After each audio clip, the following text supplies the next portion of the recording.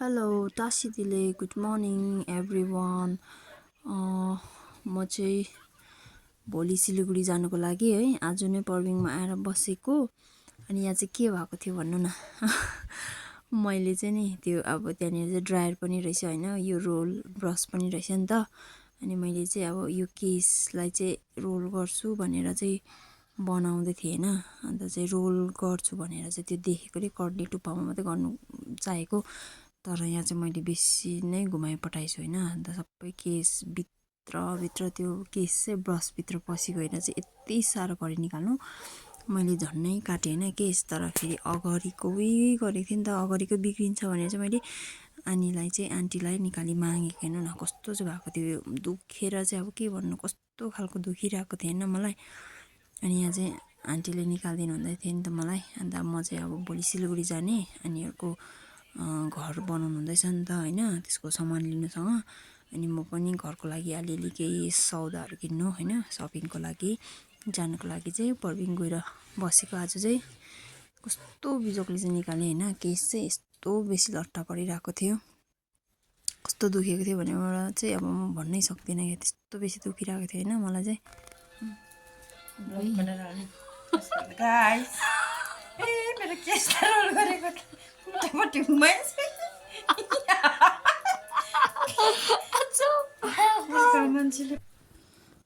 अनि आज चाहिँ पर्बिङ एकदमै जाडो भइरहेको थियो है। अन्त जाडोमा चाहिँ यहाँनिर जुजुले चाहिँ पानीपुरी बनाउनु भएको रहेछ है, मिठो बनाउनु भएछ। अनि बस्तीकै आलु होइन, अनि बस्तीको आलु भएकोले गर्दा मिठो भएछ। अनि चाहिँ एकदम जाडो भइरहेको थियो आज चाहिँ पर्बिङमा। अनि हेर्नु न भाइ चाहिँ नि बाहिर खेल्नु गएको थियो होइन, एकछिन हामी बोलिँदाखेरि चाहिँ नानी खेल्नु गएको थियो नि त कि, यस्तो भएर आएछ हेर्नु न, कस्तो डरलाग्दो चाहिँ अब हिलोमा खेलेर आएछ होइन।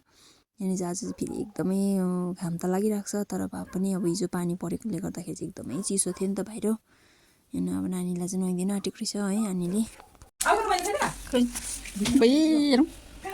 दाग अच्छा है सर्फेक्सल है ना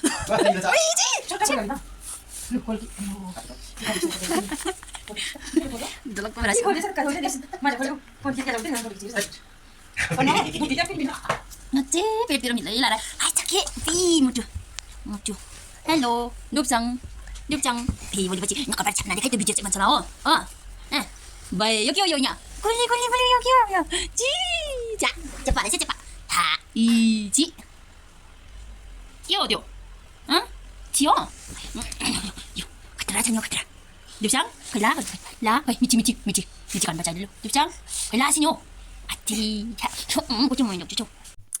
अनि हामी चाहिँ बिहान उठेर पनि है खाजासाजा बनाइ खाइसकेर पनि रेडी भइसक्यो। अब चाहिँ हामी सिलगढी जाने। अनि आज चाहिँ त्यस्तो घाम त छैन है, अब हेर्दै जाउँ सिलगढीमा गरम छ है, हामी त ज्याकेटहरू लाएर हिँड्ने। अब चाहिँ हिँड्नु आँटेको हामी चाहिँ साह्रै छिटो पनि हिँडेनौँ है, कति भएको थियो भन्दा त्यस्तै 6 बजेको थियो होला बिहान है, यताउता गर्दा के गर्दाखेरि 6:30 भएको थियो है। हेर्दैछु यहाँ गरममा बोल्नु हुँदैन।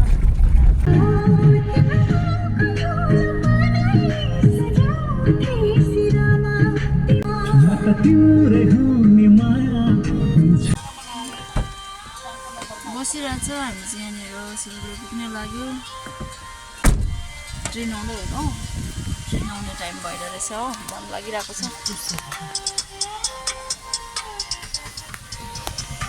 अनि हामी चाहिँ हार्डवेयर दोकानमा पनि पुगेँ है सिलगढीको। अनि यहाँनिर चाहिँ 2 लोड यहीँदेखि लानु भएको रहेछ है, पहिला मिलाउनु भएर। अनि चाहिँ मिलाउँदै थियो, मिलाइसक्नु लाग्यो है।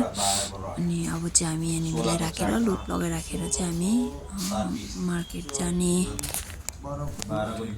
अनि हामीले किनेको चाहिँ सुरज इन्टरप्राइज भन्ने रहेछ है यहाँनिर पनि अलिक राम्रो है, खुल्ला जग्गा रहेछ। अनि अब सामानहरू लगाउनु, गाडीहरू राख्नु, पार्किङ हामीले गाडी चाहिँ यहीँ नै छोडेँ है। अन्त यहीँ दोकानकै अगाडि राखेँ, हामी सामान हेर्न आएको है। अनि ड्रमहरू के सिन्टेक्सहरू हेर्न आएको यहाँनिर चाहिँ हामीले पनि हेर्न आएको। हामी चाहिँ यहाँ ग्राम आएको घरको लागि।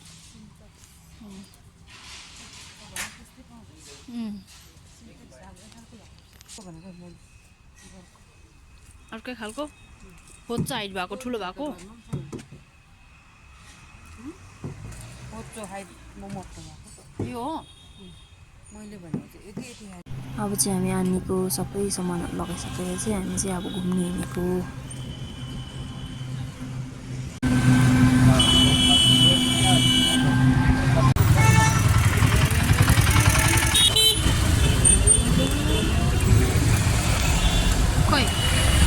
खोइ आउँदैन उपर उभा गरेर यस्तो खोइ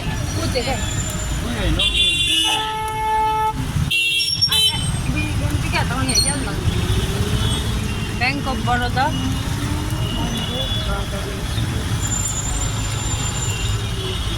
अन्त मैले चाहिँ यहाँनिर किन चाहिँ भिडियो बनाएको भन्दाखेरि चाहिँ यहाँनिर चाहिँ हामीले बागरी स्टोर के भन्ने रहेछ होइन यो यहाँनिर चाहिँ हामीले सामान किनेर राखेको थियो है अब सिलगढी त तपाईँले याद छ एक दुईपल्ट आउनेलाई बिर्सिहाल्छ भनेर हामी बेसी त जाँदिनँ कहिले काहीँ यसरी घुम्नु जान्छु अनि हामीले बागरी स्टोर के भन्ने जग्गामा चाहिँ दोकानमा चाहिँ है एग्रोनेटहरू के गाईको दामलहरू किनेर राखेको थिएँ है एक भारी थियो ठुलो अनि चाहिँ हामीले भरे अब घुमेर आउँ अरू जग्गा यहीँ राखौँ भन्ने बिर्सिन्छ भन्ने चाहिँ हेर्दै थियौँ हामीले अनि यो याद नहुनेलाई चाहिँ यति बिजोक हुँदो रहेछ कि हामीले चाहिँ नि गम्बुटको अब स्टोर चाहिँ यति बेसी खोज्यौँ 3-4 खेप ओड र दोहोर यता घरि उता हुँदै हिँडेँ होइन अनि हामीलाई बिजनको र गम्बुटको जग्गामा पुग्नु थियो है यति बिजोकले पाएँ हामी चाहिँ गम्बुटको अन्त हामीले हेर्नु नि सामान चाहिँ कति किनेछु होइन त्यो पनि सानो रिक्सामा लगाएको होइन यति बिजोकले पाएँ गम्बुटहरू चाहिँ अनि रिक्सामा लगाएर चाहिँ लाँदै थिएँ है त्यहाँदेखि चाहिँ हामीले उता हाम्रो गाडीमा लगाएर पनि लोड लगाएर अब हामी चाहिँ फर्केको है घरतर्फ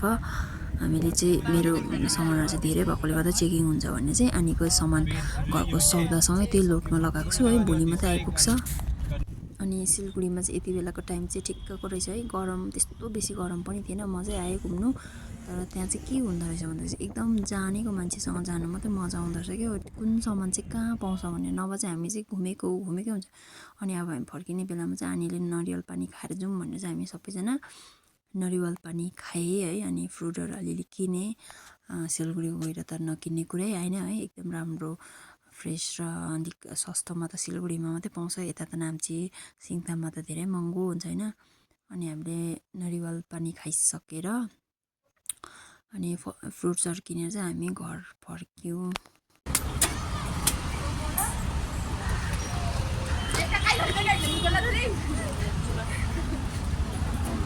अब खानु मात्रै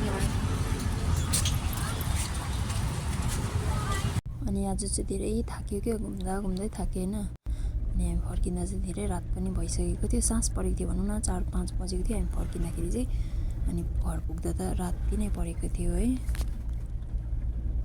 अनि त्यतिकै राति आएर हामी माथि आनीकोमा अनि साइलीकोमा बसेर खानाहरू खाएर आएँ है त्यतिकै एडिट गर्नु पाएन यो चाहिँ भोलिपल्टको हाम्रोमा चाहिँ अब गाडी पनि लोड आइसकेको छ है मेरो सामानहरू यसमै छ आनीको घरको लागि सामान पनि आइसक्यो है अनि यहाँ चाहिँ अब म चाहिँ यो सामान रिसिभ गरेर यहाँ चाहिँ हाम्रो अक्कु अन्तरेर कान्छा अक्कु मेरो काकाहरू है अनि त्यतिकै म सामानहरू ल्याएर पनि मेरो घर आइसकेँ यता नयाँ बस्ती है आइसकेर पनि यहाँनिर मैले सिलगढीबाट ल्याएको सामान चाहिँ अब कहाँ राख्ने भनेर चाहिँ दोकान एकदमै साँघुरो थियो होइन मेरो चाहिँ अनि यो सामानहरू चाहिँ यहाँनिर निकालेँ है कहाँ राख्नु भनेर अनि यहाँनिर चाहिँ हाम्रो दाजुलाई बनाइ मागेँ अनि म घरमा आइसकेर फुलहरू मजाले घाममा पक्रिरहेको रहेछ होइन अनि मैले अलिकति खिचेँ फोटो पनि भिडियो पनि बनाएँ अनि मेरो भिडियोलाई लाइक कमेन्ट सेयरहरू गरिदिनुहोस् होला अनि चाहिँ यहाँनिर मैले दाजुलाई बनाउनु लगाएँ प्लाइवुड थियो मेरोमा यहाँनिर चाहिँ ताक राख्ने योपट्टि चाहिँ भनेर चिप्सहरू सबै निकालेर है यहाँनिर बनाइसकेर म तपाईँहरूलाई फाइनल लुक देखाउने छु हेर्दै गर्नुहोस् होला मेरो भिडियोलाई मन पऱ्यो भने लाइक कमेन्ट सेयर पनि गरिदिनुहोस्